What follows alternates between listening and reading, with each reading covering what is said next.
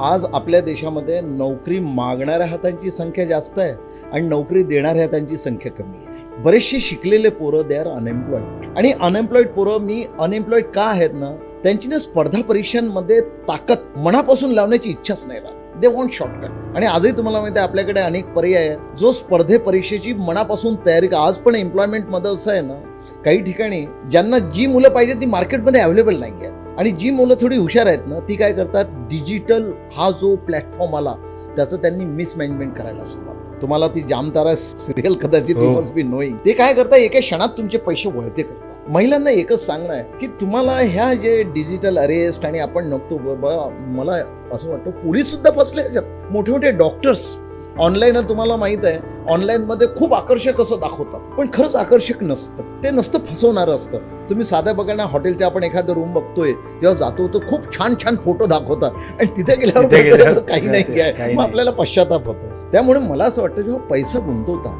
तर तुम्हाला पश्चाताप नाही झाला.